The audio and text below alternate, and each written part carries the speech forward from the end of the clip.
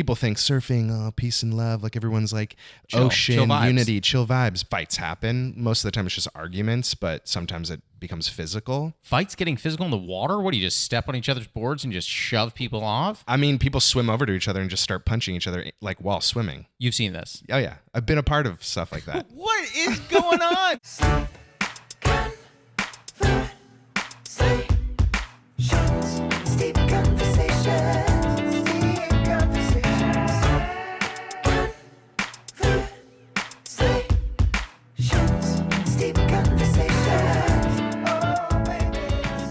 I had someone once say to me, like, I just don't understand myself when I said I also just don't like being hurt. Yeah. I'm like someone's like, what do you want in the bedroom? I'm like, not pain. Not pain. I know. No. I know. I'm not into that. I don't see that. Even hurting, like not hurting, but like manhandling someone else doesn't sound great either to me. No. Definitely not to me, but to do it, there's like a level that's okay. And then it's just like, I don't know. Even when sometimes Jess will playfully hit me, if it's too hard, I'll be like, that hurt a little Yeah. bit. Like, I'm not what one would consider a strong, muscular guy. Like, sometimes you hug someone and you're like, this guy's a brick house. Yeah. No one's ever said that with me. So if she punches me, sometimes, like, I feel it on the other side of my body. I'm like, it's traveled across. Yeah. You know? Reverberated through the body. It does. Is there a ritual to the beginning of the tea tasting? No, you get in there. You try it right now. The ritual is happening today. Has anybody tried it and been like, I'm trying to think if anyone has said they didn't love it. I don't think so. Justin Clark said, I don't like tea, and this is about as close as I'll get to drinking it. Dude, I love him. Yeah, there you go. I haven't seen him in a while. Let me ask you, and I'll introduce the tea in a second, but I'm going to keep the audience waiting. How do you feel about the tea? I like it. You do? Yeah. There's so I don't know if it's like a green tea thing, but sometimes there's like a little bit of like that. And excuse me if it's the wrong term, but like burnt. How dare you? Burnt. Interesting. Okay. Or like, you know what I mean? Like it's like not burnt, but like I guess it's just earthy, but I like it. Green has an earthiness, and for those steeping at home, I'll end your suspense. So we are currently drinking. It's a Smith tea, so it's out of Portland, as we were talking about earlier. Mm-hmm. It is a Rose City Genmaicha. Now, this is different than your typical Genmaicha. Matt and I were actually talking about this. It's almost like an Earl Grey meets a Genmaicha because it has rose petals and bergamot in it. But as far as brewing goes, same as always for these kinds of green teas, 185 at about 3 minutes. Yeah, the earthiness I like. Genmaicha in specific has greater earthiness because it's a toasted rice green tea, so you're getting the nuttiness from the toasted rice. Nuttiness, that might be the word. I love the nuttiness. Yeah, I like it. People say I have some nuttiness. Not taste-wise, just personality-wise, which is fine. Yeah, it's a compliment. I mean, you know, I think it's really interesting when, I don't know if you found this, but in a relationship, I read into my partner's compliments much more. If she's like, oh yeah, like, you know, oh yeah, you're a little nutty. In my head, I'm just like, what does that mean? Yeah. I'm nutty? Yeah. Well, then maybe we shouldn't get married. Yeah. You know what I mean? Like that's, I jumped to 1,000. Yeah. Well, when you've been with someone for as long as I have, even just the smallest compliment is a lot. A lot, as in you like it a lot? Oh, like I'll take anything. Oh. Yeah. How long? I'm trying to remember because you've been together for a while. Yeah. 2009. So 14 years. 14 years. Yeah. Yeah, I think if I were in that situation, even if she said to me, nice shirt, I would walk away being like, hell yeah. Oh, yeah, totally. Oh, yeah. This is a nice shirt. Sometimes she will compliment my outfit, and I'm like, oh, like, it really carries me through the day. Does she have an outfit of yours where she thinks you look the best in that casual outfit? Yeah, she's pointed out, like, certain articles of clothing that she likes and some that she doesn't. I have trouble with that because there are some that my fiance likes and some that she doesn't. But there's one that I know that she loves. So like if I want to be like really like sweet about things, like if she's having a rough day or whatever, or she has a tough day ahead of her, I'll wear her favorite shirt of mine. So that way, you know, it just gives her a little bit of happiness. I get that. Yeah. Every time we go to any kind of gathering that's like most likely going to be outside, there's like a button-up shirt short combo that I know she's going to be happy to be next to me. You know what I mean? If I wear it. And I actually recently I was like, can we find like another shirt? Because I feel like I've worn this to every single I'm in too many photos. gathering. Shirt.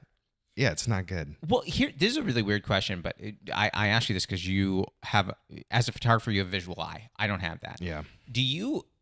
Are you conscious when you're going, if you two are going to an event where they're going to be taking photos of both of you, do you ever just clock it, even if it's subconsciously, to be like, my shirt and her shirt are going to clash? This is probably not going to look great on camera. Like yes and no. I mean, yeah, maybe. I try to wear like very simple things. Like besides this flannel, it's usually like a solid color. Yeah, for anyone who's just listening, I do love this flannel. It is a yellow and blue kind of traditional. Yeah. What'd you call it? A gingham flannel. Sure. I don't know. Don't even know. Tartan flannel? I don't know. The fact that you know that there's a term for different flannels is far beyond my knowledge. I'm trying to drive people to watch. Yeah. People are going to be listening. That's a being good like, idea. Is it gingham? Is it? I don't know. tartan? Maybe you should watch to find out what kind of flannel it is. YouTube.com. So you're saying you do it a little bit? I mean, I'm aware of like what I look like and what she looks like, but I think it's more like I don't quite care as much. And she'll tell me like, you're at a wedding, for instance, where like it matters. Yeah, I'll let her maybe like push me in one direction or the other. But if it's just some party, then nobody cares. Here's my thing about weddings, because you just mentioned weddings. So I like to coordinate a little bit. Yeah. At a wedding. So if Jess is wearing, a green dress, which she has, if I have a tie with a hint of green in it, I have a gray tie with a little bit of green accents, I'll wear something like that, you know? She thinks it's ridiculous. She's like, we do not need to coordinate. But I think it's a nice touch.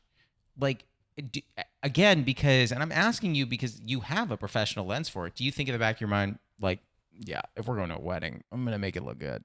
So obviously there's like trends in fashion, right? Like in trends in like weddings, like matching too much can come off like a little cheesy. Always. But you can complement like complementary colors. So she could have a green and you could have like some kind of warm yellow or like something that complements the green. I don't even know what complementary colors or are. Bluish. Blue Actually, I guess green? it'd be more complementary would be more red for green.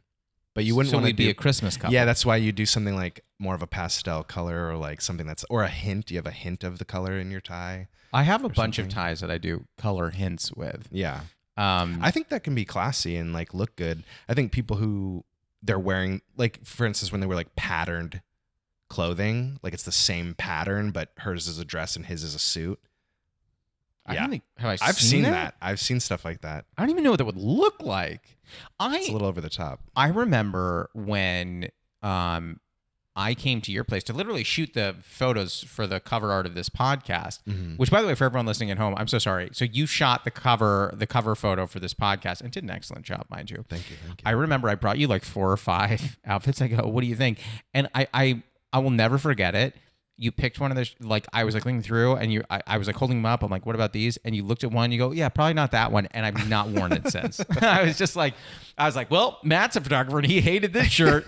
And Jess was like, are you sure you're not jumping to conclusions? I'm like, I'm not going to wear it. Yeah. Again. No, it didn't have anything. I'm sure it had nothing to do with, I threw it in out. general. I just meant for the photo. So I burned it. It's too wet. Oh God, poor, rest in peace. Usually, the reason why I say yes or no to certain outfits is because of what backdrop we're using. You know what I mean? So if it's, I see. Yeah. Because you started doing stand up. Yeah. Were you also a photographer already, or did you make a transition? Yeah. So I started shooting when I was in college, and I was mostly doing like weddings and like small events. Really? Wait, you were shooting weddings as a college student? Yeah. Yeah. That had to be a nice change in your pocket. Well, yeah, it took a while, but because at first, when you first start, you usually what you do is you second shoot for another photographer, a more established photographer. So you're getting paid. I mean, I was getting paid more than I had been at my like coffee shop job. Sure, but nothing compared to what you make later as like the primary photographer. I quickly learned that I didn't want to do that, and the goal was always like more commercial work, so either fashion or advertising or something like that. Got it. So, yeah, long story short, I had an opportunity to move to LA, and I was gonna get a job working for 20th Century Fox. What? Yeah.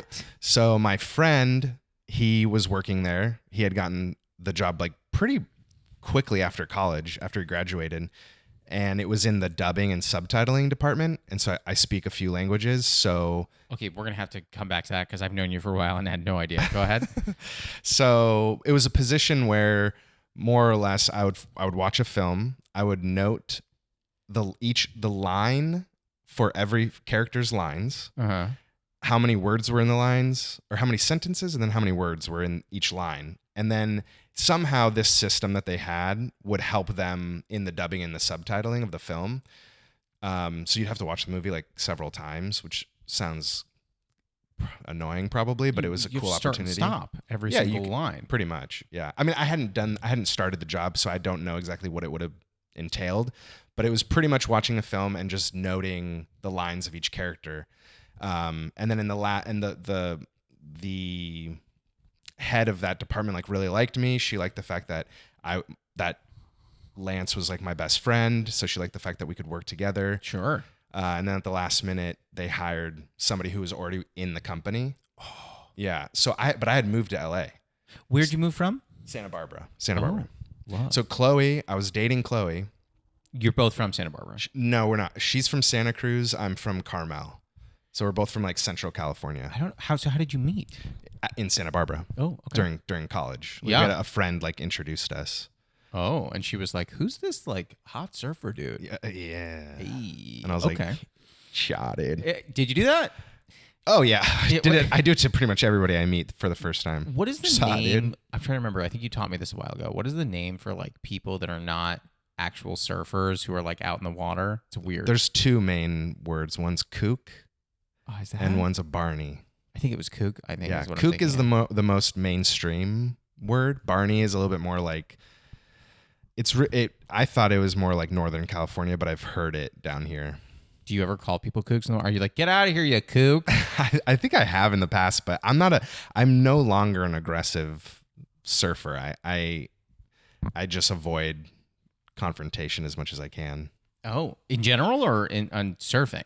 In surfing. Are you? I don't think you're confrontational generally. You know, this is like a whole nother podcast, but because surfing is probably one of the most hypocritical sports in the sense of what you think it is and what it actually is, the energy. So people think surfing, oh, peace and love, like everyone's like ocean, chill unity, chill vibes, but it's people are aggressive, they're annoyed, there's too many people in the water, there's a lot of people who are learning for the first time and they don't know the etiquette. Mm-hmm. And so fights happen. Most of the time it's just arguments, but sometimes it becomes physical. And I've gotten into so many confrontations that I'm like, it's not worth it. What fights getting physical in the water? What do you just step on each other's boards and just shove people off? I mean, people swim over to each other and just start punching each other like while swimming. You've seen this? Oh yeah. I've been a part of stuff like that. What is going on? You seem like the most peaceful guy, and we have hung out, I would say, fairly often. Yeah. You do not strike me as a guy who's swimming over to punch a dude in the face. I've never. Oh, be careful. I have pushed people. Newbies? Not quite. Just idiots. Like for instance, one guy. So if you drop in on a wave, if someone drops in ahead of you, they cut you off. So Sure. they made the mistake. This guy cuts me off so close to me he endangers my life in a way. Like there have been times where boards have hit people in the face and they get knocked out or they get cut. I've seen one of my friends got his Achilles tendon run over. So it got sliced open. Dear God. Yeah. And people get concussions. Like if the waves are big, you can drown. Like it's dangerous. But the guy got so close that I shoved him off his board while we were like surfing. And Did he come find you after and was like, no, he knew what he did. So he just ignored me. Okay. And like paddled out. But one time when I was in high school, this is actually like probably one of my best stories because it's so ridiculous. Yeah. In high school, I'm learning at the time. I started kind of late. I was learning when I was like 15, But I learned in my 30s. Go ahead. I dropped in on a wave and there was no one behind me that I saw. All of a sudden a guy is behind me. So it like came out of nowhere, but he was behind me. So he surfed behind me for a moment, and then he jumped off of his board onto my back, piggyback style. And then we fell into the water. When I got up, I was like confused, and he got in my face and started like yelling at me that I like, shouldn't have cut him off. Turns out like later that year, we were at like some school dance, and you know how you'd always go to like dinner like before the school dance, like prom or whatever, sure, you go to dinner. Yeah. Sure. So we were at this dinner and my friend had a date who was from a different school. And I told him this story and he was like, "Oh my God, dude, that's my water polo coach." He told the team about it. Like he was bragging about it, that he did that. He's like an adult. That's insane. I know. Did you ever find this guy? No, I wish. Should have wrote in his car, kook. I have stories about that too. What is? By the way, don't think that I've lost the thread. Anyone listening, I am going to get back to the thread. But you wrote on someone's car? No, people. So my buddy and I, he's from Big Sur and I was from Carmel. We drove up to Moss Landing, which is kind of like no man's land. There's not a lot of people who live near this surf break. Yeah. So people from different towns share it, but certain people claim to be local there. So we go, we surf, we get back to his car. Every single window was waxed. Like with board Like wax. with surf wax. So every single window is completely waxed. And then on the back, it says "Go Home Kook." And then it had a circle with a V and then a slash through it on the back. And for like 10 minutes, we were like, Virgin? Yeah. For 10 minutes, we were like, what is the V? Like we didn't even know what that was. Like we couldn't understand that symbol. It wasn't clear that it was a V. It's made out of wax, It's like not great. And I looked down at his license plate. And the frame around the license plate said Ventura Auto Mall or whatever. Like his dad had bought the car in Ventura or something. Yeah. So they thought we were from Ventura. So they waxed his car. How hard is that to get off? It's hard. It takes like a while. You probably have to hold a flame up to the glass. Yeah, hot water, and you have to scrape it off with a the surf ice comb scraper. or or ice scraper or something like that. Yeah. Dear God. Yeah. Okay, for those that are listening, they're going to kill me. So let me take you back a little bit. Okay, so what we were talking about is you were supposed to take that job. You'd already moved to LA. You were already dating Chloe, who I believe in the story at the time is still in Santa Barbara, and you're in LA. So we were both in Santa Barbara, and we had started to live with each other. It was our first year living together. Interesting that you didn't say live together, live with each other. That's an interesting way to phrase that. Yeah, okay. Yeah. How long into dating were you now living together? So we had been together 2 years, and then dated or moved in together our third year, I think. Oh, wow. I believe. I mean, I'm saying oh wow, even though like Jess and I were together for 9 months before we moved in together, but that was because a global pandemic forced us to move in together. Yeah. I don't know that I would have felt as comfortable in a shorter time period. We were so young. Like when we first met, she was 19 and I was 21. So like we were very aware that we should take it slow. Yeah. We were in no hurry to move things forward in that way. So I think after 2 years, it was kind of like, so she graduated after me. So I'd already been living outside of like the college community. Sure. And so now that she graduated, she was like, let's move in downtown Santa Barbara and live downtown and be roommates. Downtown. Yeah. Be roommates. But yeah, so I'd got this job offer, and before I actually got the job, I was like we should move to LA together because I'm not going to make that commute every day. No, that's insane. Yeah, insane. So she was like, all right, let's go. Like she's honestly so amazing. Like she was always down and is always down for adventure and to do things as long as it like makes sense in a way. So we moved down, and then maybe 2 weeks after we move in, they told me that they gave the job to somebody else. So we were both in LA with no job. And you already signed a lease? And already signed a lease. Excellent. Yeah. And so luckily she found one quickly, and I just started doing these like little weird odd jobs at first. Like I was a runner for this like jingle company. So they made like jingles for commercials and stuff, and I would run gifts to like their clients, just like their thank you gifts. Did you ever take any of it? Did you ever go to drop off a gift and the person wasn't there and you just kept the gift? Oh, no. You should have. I know. There's some nice gifts. I'll bet. Yeah. I've never been in a position in my life where like there are gifts being given and I'm getting one. I know. Yeah. Does that make sense? Like I'm Like a not. Let me client rephrase type because thing? I people are gonna be like, you've gotten gifts. I have gotten gifts, Right. and that's not saying that I haven't. My greater point is I've never been in a position of power such that people are like, we should probably get him a gift. Yeah. Oh yeah, I know what you mean. Yeah. I'm not that guy. Yeah. No one's trying to win over my praise. No one's Yeah. like, let's get that man a gift. The only gift like that I got that made me feel special, even though everyone got it, was when I joined Dr. Squatch. Like Yeah. everyone got it when they joined the company, get but when soap? I got it, well, it was like a really nice backpack, a thermos, a blanket, like a mug or something. But I was like, oh my god, I've never been like gifted something like this. It's nice. It was nice. Yeah, it was really nice. Yeah, I like that. All I get is sweatshirts branded with the company, and I'm just like, I know, when are you gonna wear that, right? So backtracking a bit, I'm not going to let this story die. So you're here, you're a runner, you're doing odd jobs. Chloe finds a gig. It did not occur to you at this point to start doing photography to make money. So I was doing photography Okay. still. Yeah. I early on, I was fortunate enough to have American Express as like a client. So Amazing. one of the photographers, or like the photographer I was working for in Santa Barbara, he stopped doing weddings and he started doing more events, and Amex was one of his clients. And so I was his like, if he was doing an event and there was another event going on somewhere else, I would shoot that event. I was Okay. like one of like a staff photographer. Yeah. So I was shooting for Amex, maybe a wedding here and there, just because I needed money. And then I started doing headshots. So I basically just like, I like created like a Groupon, and then I just started like building a portfolio of headshots, whether it was acting or corporate.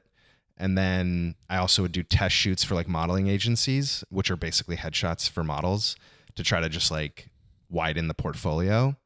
And then I was working for Pier 59, which was a photo studio like Milk and Smashbox. Basically, like if you have a photo shoot, you rent out a space in this building to do your shoot. So I was one of the like equipment managers. I would be in this big equipment room. You'd come over and be like, I need this many lights, these modifiers, these stands. I'd give them to you. You'd use the studio, and then you'd give them back. So I was doing that for like a year or two.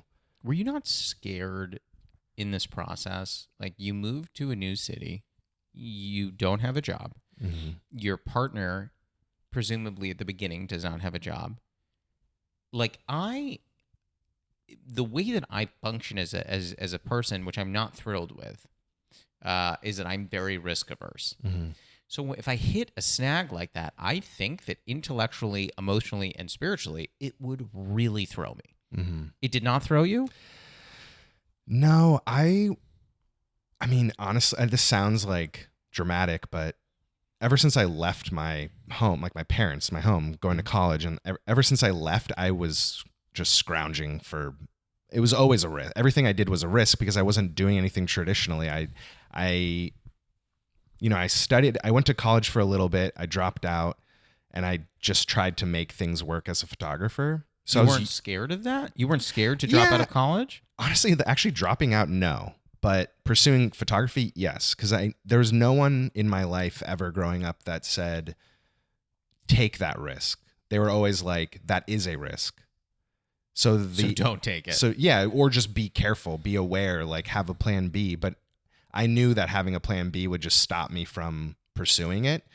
So I pursued it the best I could. I didn't know how to do it. I didn't really know like what kind of photography I wanted to do until comedy.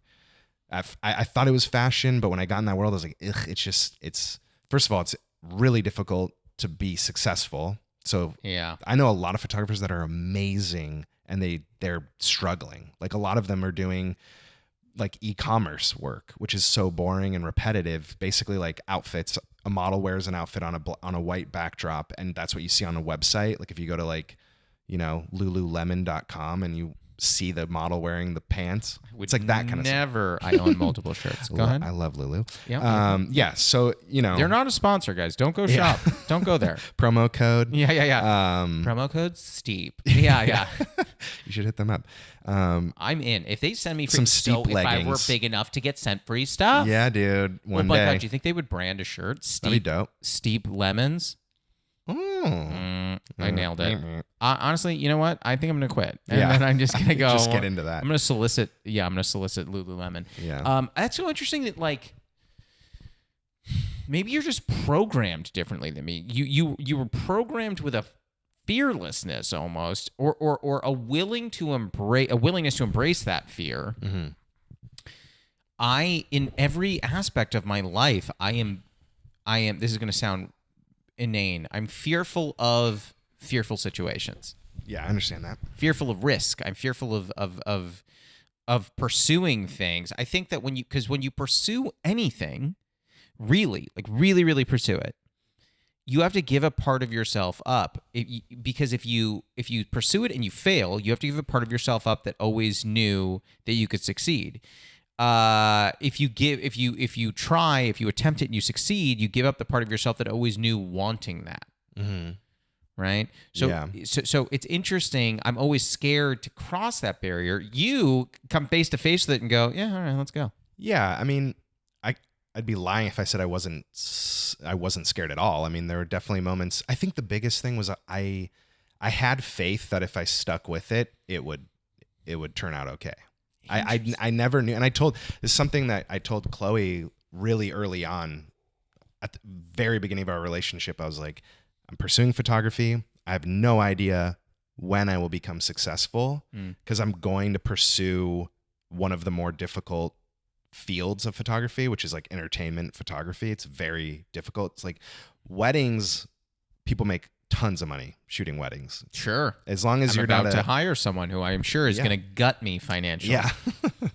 Yeah. As long as you're not completely, as long as you're not a horrible photographer, like you can make a lot of money shooting weddings. Right. But with entertainment, there's also the networking. There's a style that you need. There's just so much that. Like a style as in you need your own style, or a style as in you need to be able to hit a style that everybody wants to see? I think a little bit of both. So I think there is an expectation in how something should look, right? But then they also want to see something unique as well. Who does the photography, or you? I don't know if it's still done the same way, but who was doing the photography for the SNL bumpers? That's Mary Ellen Matthews. So that photography is a very good example to me, and I don't understand photography very well. A photography that did not look like anything anyone else was doing, but it resonated with me. Yes, me too. I actually, when I was in those Groupon days. In those days, there's some people call it the salad days. For you, it's the Groupon days. A little. If anybody out there is a photographer and you're just starting off, I really do think that was a good way to start, because you don't get paid a lot. Like you get paid barely anything, but you get clients like that. Like I was getting clients like I had a lot of clients. You were just building and pipeline. I was getting better and better and better, because instead of like going and looking for someone to shoot, they were just coming to me. And even though Groupon takes like they take half of it. Do they still exist? Is I don't Groupon know. still a thing? I don't know. Yeah. But anyway, I used her style a lot. I was influenced a lot by her. Big time. Yeah, I wanted my work to look. I even did. There's a few comedians. I don't know if you know Tamer Katan. He moved to like Spain like a few years ago. Okay. But I did a whole photo shoot in that exact style. I tried at least. This is going to sound maybe bad. I would guess if you're not a photographer, not many people know Mary Ellen Matthews. I mean, they know her work, but they don't know, work. might They not know her who she name. is. Sure. So what would happen if someone like you just reached out to her, like, hey, I just want you to know, like, I'm a fellow photographer and I'm really enamored with your work. Like, I don't know, I'm sure she's based in New York. She is. If you were like, hey, I'm going to be in New York, like, next month, I would love to steal you for coffee. So that's what I did.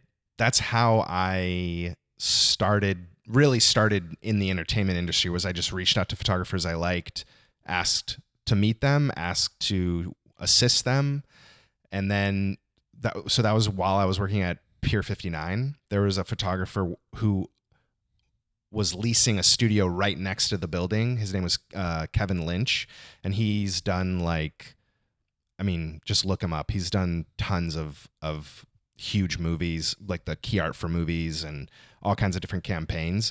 But I hit him up and I started assisting for him. And I probably assisted him for like 5 years. And then Robert Trachtenberg is another photographer I assisted for. A few other photographers here and there.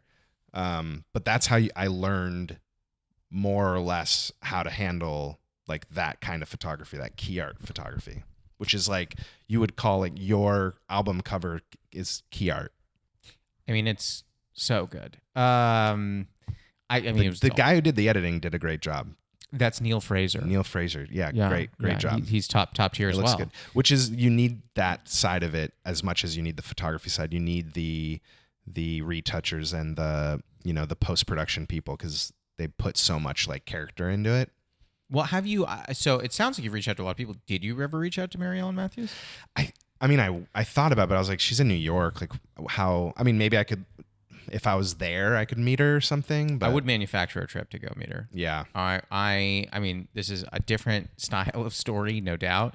But when I was doing a run of shows in Portland, and I reached out to the CEO of Salt and Straw, my favorite ice cream, and was like, hey, I would love to link up with you. And I had met her once before at some opening by accident. And she was like, yeah, why don't you come to the office? We'll do lunch. That's cool. Just because you just wanted to meet her? I'm obsessed with Salt and Straw, and I think that her story of leaving corporate to pursue this dream with her cousin and like all this stuff, who's named Tyler. I'm really all about Salt and Straw. But that's great. But I just I was really inspired by her risk taking. So I just reached out, and then I've now developed a really good relationship with her. We're on email. She's great. I met her multiple times. I love that. That's so cool. She's amazing. For my So whole long story, but like I got in a car accident last year, and when I did that, I think we had talked about that. But when I did that, I was supposed to help out Salt and Straw with something. I wasn't able to, and I explained why. They sent me 6 pints of ice cream to, in hopes that I felt better. I mean, I love them. Yeah, that's something I've always admired about you, is like that kind of like you are. Sorry, I'm like blanking on words, but please, it's about to be a compliment. I'll take it. Yeah. You're just so good at like creating relationships and like really in the best way. Like those reaching out to photographers, there was a purpose to it that was more selfish. Like I wanted a job or something, but you genuinely just want to get to know people and meet them, and that's awesome. I like that. You know what's funny? So I reached out recently to someone very well, Greg Fitzsimmons. Yes, I think I've told you this story, but like I met his wife by accident. I like my podiatrist. She's his admin. She works at the front, so I've met her a bunch of times, and blah blah blah. And I've met Greg a couple of times too. But I literally emailed him the other day, and I was like, "Can I just like take you out for coffee and pick your brain?" Partially self-serving, but also, if I'm being candid and honest with myself, I used to watch him on TV when I was a kid, and like I just want to like say hi. And totally. Just be like, dude, you really shaped me, and I would just like to have the opportunity to, in a more intimate setting than the back of the Comedy Store, thank him for that. Yeah, that's great. And we've emailed a bunch back and forth. We have not been able to sync somehow, even though we live about 10 minutes away from each other. Yeah. But I think we all, everything is self-serving to some extent. Sure. Yeah. I personally, if I were you, I'm not telling you how to live your life, but man, I would literally just find an excuse. I can only imagine if you said to Chloe, hey, what if we like grab the kidlet and all of us went to New York? Yeah. For a week or weekend. Yeah. Stay with friends, who knows, whatever. Used credit card points. And she would be like, oh, great. And then you just, you drop a line to Mary Ellen Matthews, hey, when are you free? And then when you say, I'm going to be there for, I'm picking a week next month. I'm going to be there. If there's a time you're free, I'd love to take you out to coffee. I'll just, book my week around when you're available. Yeah. Yeah. I'm like remembering things now, other situations, but like I kind of did that with this photographer, Luke Fontana. He was in New York. Yeah. And I hit him up and was like, do you ever need an assistant? He's like, I live in New York, whatever. And I was like, well, I'm going to come out there. And the purpose was also to do some comedy and then shoot some headshots. And so I just went and like had lunch with him, and then I assisted him one time and then just never really worked with him again. But like that's a good example. Yeah. I want to ask about comedy and all things comedy related, but I want to jump into our first segment. Are you ready for the Newly Friend game? Let's do it. All right, so this segment is called the Newly Friend game. It's like the Newlywed game, but we're friends. Sweet. Even though I think that we'd be compatible. Yeah, I think so. Okay, so the way this works is I ask you a question, you write down your answer, Okay. then I write down what I think your answer is, Okay. and then we flip it and see if we have the same answer, and then we do a same or different question for me. Sweet. My question for you is, so for those that may not know, you are a new dad, Yes. right? So my question for you is going to be, what have you found to be the hardest part? And don't say your answer, write it down. What have you found to be the hardest part about becoming a dad? All right, you ready to flip your board on 3? Yep. 1, 2, 3, flip.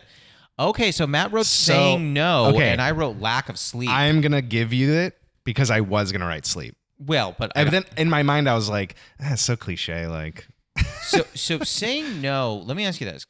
Is it hard to say no to a baby when how old? he's a year. He's 14 months. 14 months. So is it really hard to say no to a 14-month-old when they don't fully comprehend? So that's another reason why I was struggling to think of what to write down, because I'm like, he's not quite, I don't have to say no that much, but he like bit me.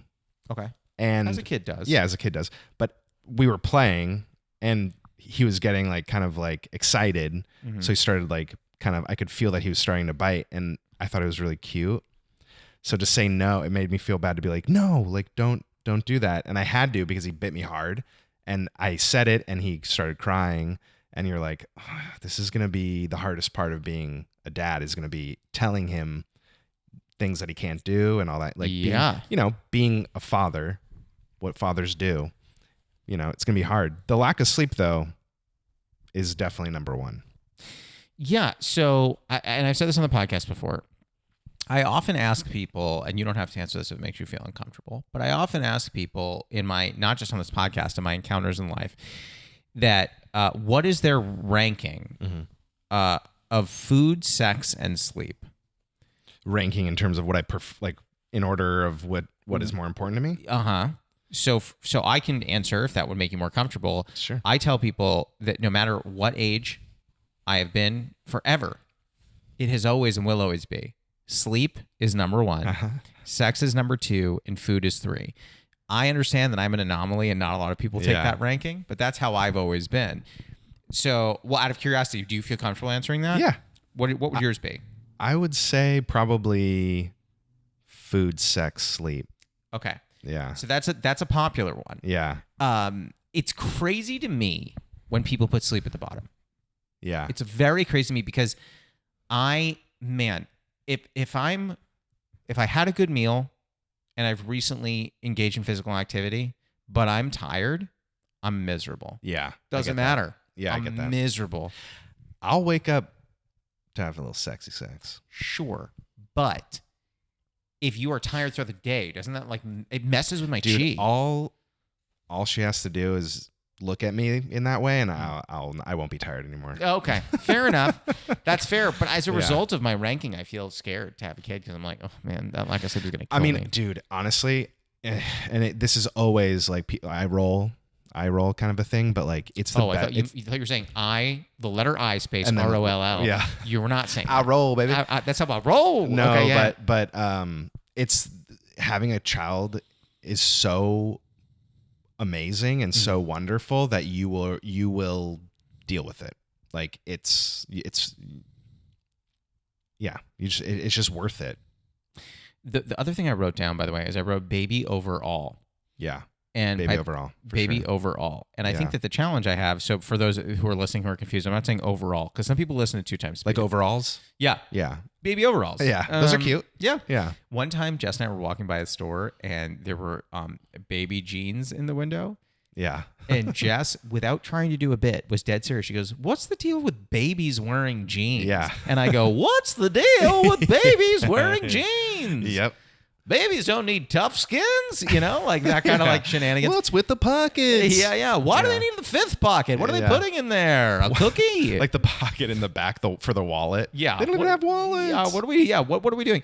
And I've annoyed her with that for years. But I think that the tough thing is like you are photography is both your passion and your career, but I would say, the going to the Comedy Store probably taps slightly more into the passion side of the house. Mm-hmm. But I imagine, if you need to be home, if something's going on, right? Oh yeah. Everything in your life, your dreams, your whatever's drop. Yeah.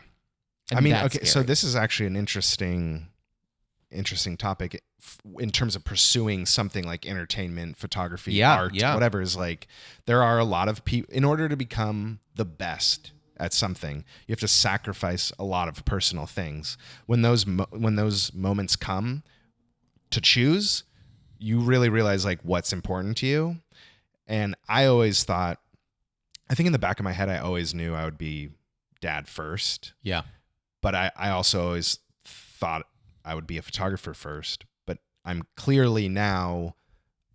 fortunate enough to where I can balance them both. I'm not pursuing photography to be famous or to be the best in the world. I'm happy to be amongst some of the best and be working constantly and have it be my actual 9-to-5 job in a way, that makes, I'm fine with that. I'm happy with that. I don't need to be Ansel Adams or Annie Leibovitz, Sam Jones, or Sam Jones. But yeah, maybe I can get there, but I'm happy with where I am. And because having the kid makes it, I don't need that as much. Like, I just want him to have a good life and have like what he needs. So, but I still want a level. I want to be at a level, I want to be amongst like the top people. So I might, who knows, maybe there will be times where I have to sacrifice time with him to do that, but like I'll make that decision like when I get there, I guess. Yeah. I mean, I guess what is the other option? Yeah, it's not taking that job. Right. That could lead to bigger, better things. But I also want him, like, I want him to always feel like I was around, but I also want him to be proud of like what I've done. Yeah. Which is a hard balance. It's a hard balance. It's really hard. And I would say there's probably more instances than not where the people sacrifice their family for that career, whether it's in entertain or like in the arts or not. Right. Of course. Yeah. So I think it's hard. It's a hard balance, but yeah. I mean, okay, let's get to mine next so we can put these boards down. We're going to do a slightly different question because I am not a dad for those that are don't know, those that are not familiar. But we'll keep it in the dad realm. So I'll say this, I'm not having a kid anytime soon. So just for everyone to know, this is not some hot drop of information. I do not have a kid on the way. But as far as being a dad goes, my question will be, what am I most excited for about the prospect of being a dad? That'll be my question for you. So don't say your answer, write it down. Okay, are you ready? Yep. All right, flip your board on 3. 1, 2, 3. Okay. So you got one. Dude, I got both of yours. Yeah. So Matt wrote baby jeans and telling jokes. I wrote matching outfits, which is pretty similar, and dad jokes. Yep. I cannot wait to wear matching outfits with a kid and just show up and not say anything. Yeah. I'm not going to talk about the outfits. Yeah. Even though it's clear that we are fully coordinated. Yeah. I'm not going to comment. And someone's going to be like, oh my God, did you match outfits? I'm just going to be like, Yeah. Did we? Oh, I didn't even. Oh, funny. That's so weird. Oh my God. Yeah, you're right. But we are matching. Everywhere we go, we're going to be fully that. matched. And then dad jokes, I feel like I'm coming into my own as a dad joke teller. And I think I'll really hit my peak when I actually have a kid to tell these dad jokes to. Dude, same. Yeah. I've been telling dad jokes for way too long. Chloe is annoyed all the time. Dad jokes in training. Yeah. They're going to get better and better.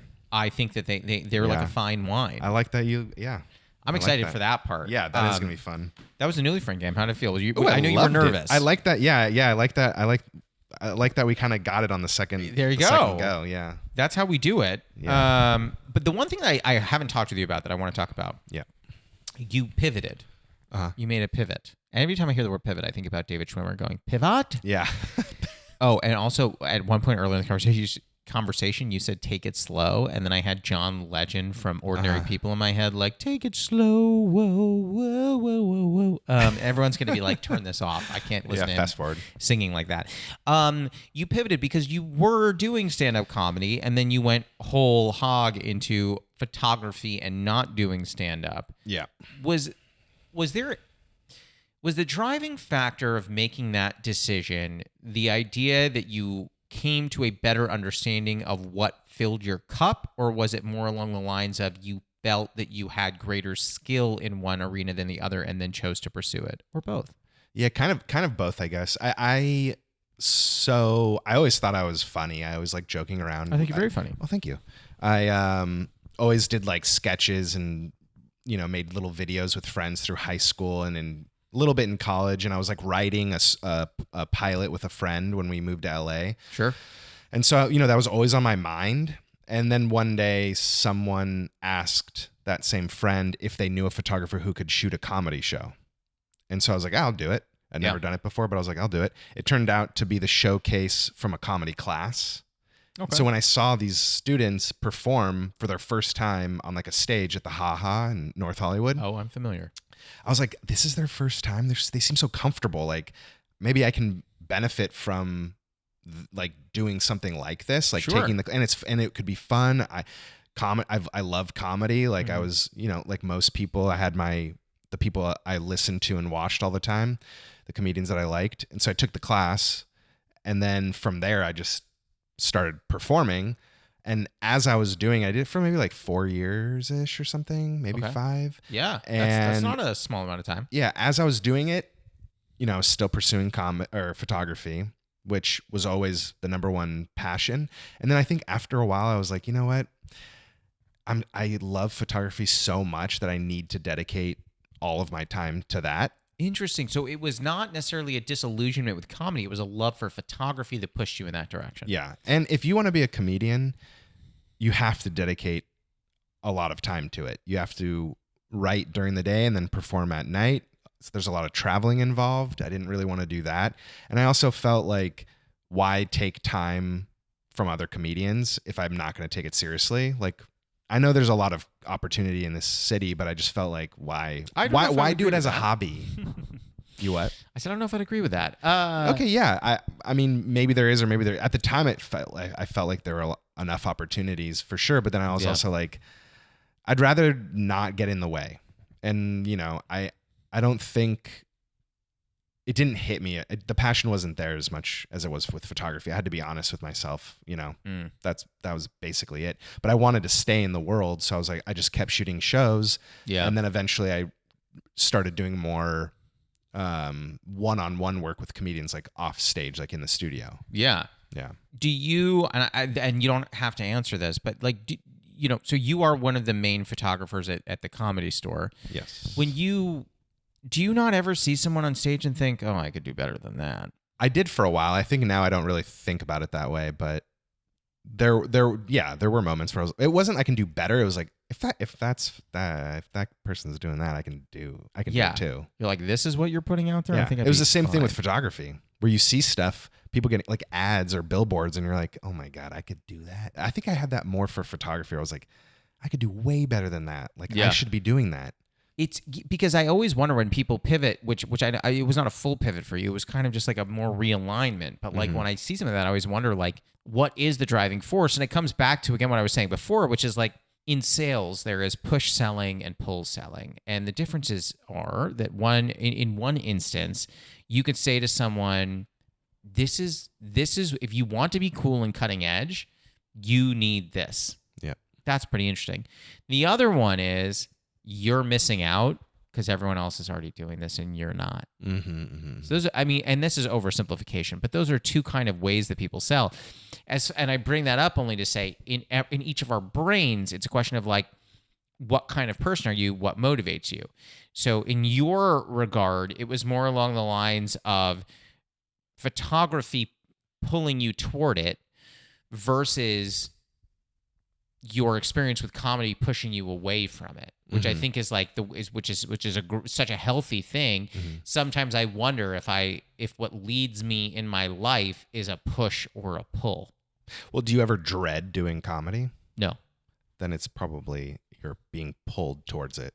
Sure, but Right? like, Yeah. but think about this. What happens on those moments on nights where I know I should be out, maybe going to a show, maybe hanging out at the Comedy Store, and instead I want to just sit on my couch with my fiance and watch TV? That's human nature, man. I know, but like that's the one that's not the one, but that is an issue with comedy is it takes place at night. So it's like it's hard to get to. That was happening too. After a while, I was performing and I was shooting, so I was out like every night. And after a while, I was like, I can't do this. Like, I'm not hanging out with Chloe. Yeah. I'm driving like all over the place because these shows are everywhere. And you never know what kind of show you're going to get. Oh my God. That's also what led me to pursue only shooting at like the Comedy Store and the Improv and like Dynasty Typewriter and stuff. Was like, I was shooting at these bar shows that were just not good. Right. It is interesting sometimes when you walk on a stage as a photographer or a comedian, when you walk on a stage and you go, oh, this feels like where I should be. Yeah. I remember you and I were at Dynasty Typewriter and I was like, this is where I should be. Yeah. And then I went and did a show at a taco bar that had 4 people at it. I think like the next night and was just like, this is where I am. Yeah. I think damn it. That's the only benefit, like the only upside that I have is I can actually say no to those things. But sometimes as a comedian, you have to do those shows just to work on your craft, Yeah. Well, the funny thing is, so I do a lot of shows out of town, and Jess was recently saying to me, how come you haven't been doing as many shows in LA? And I was like, I haven't really been reaching out to any of them because it's just so tiring. You send 15 emails, then you get on a show and it's got like 2 people, and one of them is being what I like to call assaulted with comedy. Mm-hmm. They're just like, I just came here to have a cookie. Yeah. What is happening? So like you deal with those people. Yeah. And totally. Just like, what do you do? I know we're running up on time. Are you ready for the lightning round? Let's do it. So the lightning round, it's 5 fast questions. They do not at all have to be fast answers. So feel free to take your time. Oh, yeah. Ooh. I might have to. My brain is slow. Hell yeah. Question 1. What is a favorite ritual of yours? So mine is brewing tea. What would one of yours be? Yeah, I would say mine's like having coffee and reading in the morning. You read in the morning? I mean, ideally that I would do it every day. Definitely. For how long? Like 15 minutes, 20 minutes? I mean, that's what it is now, but back when I had less responsibilities, maybe like i.e. no baby. Yep. Yeah, maybe like an hour of just like, taking my time, making the coffee, reading. You're waking up earlier in order to do that. Now? No, even back in the day. Well, I mean, so I never I would never book like a client before 11 a.m. Smart man. So I would have like a morning to also set everything up, blah, blah, blah. But I'd have like an hour for sure to have coffee and read and just chill. Interesting. I would never do like 7 a.m. photo shoots. Like, does anyone? Yeah. Oh. When I would assist for like the bigger guys, you would be setting up at like 6 a.m., getting ready to shoot by like 8. Immediately maybe. No. Yeah. Immediately no. Yeah. Because sometimes it takes all day. Sometimes that's just when you can get the talent, I don't know. Interesting. Yeah. It was rare that you'd start like late morning. What is a running bit you have with a friend or partner that makes you laugh? Off the top of my head, I can't. I mean, almost like, Pat Quinn? Yes. Comedian Pat Quinn. Just the way we answer the phone and the way we leave messages. How do you answer the phone? Just in characters and just being like super stupid and different character every time. Inappropriate. Sometimes the same character, but yeah, sometimes different voices and like just being really. We always call each other something weird. Like you'd pick up the phone and say like, "Hi, my little tea bush." Tea bush, sure. You just whatever comes to your mind. Sure. He's way better at it than I am, but he would just say the most ridiculous things. But it's the first thing that comes to his mind is what he'd call me, and then I'd have to come back with one.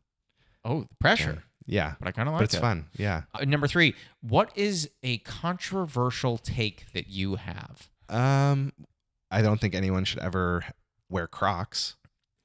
You're I don't preaching. understand. I You're do preaching not to the understand choir. how they stay around and they're like evolving into these weird little space, those like pointer. I don't know if those are like Yeezy style or Nike or I don't know, but I'm like, I would say there's a lot of shoes where I'm like, this is not. You know what? This makes me seem like old fashioned or something, but like Hit me. there's some fashion where I'm like, what? Why are we doing that? Why can't it just be like simple and normal? What? Give me one. I need to know one. I'm dying to know one. There's just a lot of shoes that just look so dumb. They're so bulky and like weird, and the sole is like all thick and fat and Sure. You know some of those where like it comes a little pointy out in the heel, in the back of the heel. Mm-hmm. Yeah, Yeah. I don't understand that. No, I don't wear them. Yeah. Yeah. Going to the gym with Birkenstocks and socks on. No one does that. Yeah, they do. Birkenstocks I saw at the gym? I saw a couple, boyfriend and girlfriend or married, at the gym, both with that on. No. Yeah. Well, I'll tell you this. I'm going to buy that gym when I make enough money, and I'm going to kick them out. Question 4. Have you ever experienced imposter syndrome? And if so, is there a moment that sticks with you? Oh, yeah, dude. Hit me. I got a job shooting for Audible, doing like key art for Audible. Yeah. And just the way that it happened, I was like, do they think I'm somebody else? Like, I can't do, there's no way that they like Is there a Matt are hitting me. Misisco? Yeah. I was like, there's just, yeah, I'm like, how is this? What? Did you ask how they found you? Yeah, it was through a referral. So then Okay. they saw my work and they liked it, and it's great. But yeah, there's always that moment where it's like, because the clientele, like the talent that we were shooting was like pretty big. Yeah. So it's like just being like, even when like Kevin Nealon, when I did some work with him, even that I was like, has he seen my work, or is he like, does he? It happens a lot. Like even today, where someone thinks I'm a different photographer. Oh yeah. Like I feel like that happens all the time. Someone will be like, well, I'm at the Comedy Store and someone comes up to me and they're like, oh, like you shoot here, right? Like all the time. I'm like, yeah. They're like, oh, I want to hire you for like something. I'm like, I think they think I'm fan or something. I don't know if that's a thing that necessarily goes away or just like diminishes over time. But I think if you're a humble enough person, Yeah. you experience that enough, because you're just like, how can I be that thought of as that good or great? You know what I mean? Because you see yourself every day and you're like, I'm just me. Oh yeah. You know? Jess and I went to dinner the other night, and I was very nice to the people at the front just because they were being nice to me. And then they brought us some free cauliflower, and I was like, and I looked at her, I go, we should probably ask them to put this on the bill. Yeah. And she's like, that's not how that works. And I was like, just take it. all right. My final question for you is question 5. What is your favorite tea, or what is your favorite comfort? I'll let you answer whichever one you want. Comfort? Yeah, something that brings you a little peaceful happiness. I'm still like experimenting with brands of tea, but so I can't say one specific company, but I mean, you have me on text. You can always ask. yeah. I will. But yeah, definitely Earl Grey, as I mentioned before. There's something about it. It's a very like intense Absolutely. tea, but I really love it. It's comforting. Yeah. And like I said before, there's this like blueberry lavender milk, almond milk at Trader Joe's. Put a little bit of that in it, all warmed up. I have to say, if for anyone listening, if you do use that milk, please message us. I would like to try this milk. It sounds great. Try it. Definitely try it. Like if you like, it's not sweet, so it's not sweetened, so it's not like you're putting in a bunch of like a creamer. Yeah, I don't want that. Yeah. Yeah, anyone out there, get some Earl Grey. It's Yeah. Trader Joe's. Trader Joe's. Trader yeah. Joe's, get that milk. Let us know how it goes. Yeah. Man, that was a pod. How do you feel? I feel great. Yeah, you but did. cut all that out. Yeah. Oh, cut all of it? The whole thing. No Trader. Yeah, cut the whole thing. Cut the whole episode. No, that was great. Thank you, buddy. Yeah, dude. Thank you. That was Matt Misisco. You can find his photography on Instagram at Matt Misisco Studios. We'll be back next week, so until then, happy steeping. Oh, I'll give you points for either one. Okay. I don't think you'll get them. Yeah, I don't think so either. Are they very specific? I don't know if you thought I'm the hint store, but I don't give out hints over here, okay? This is not a hint charity. And I only say that because I've not given out hints to other guests, so it feels unfair to give hints to Sure. you, even though My I second really one is do stupid. care about you.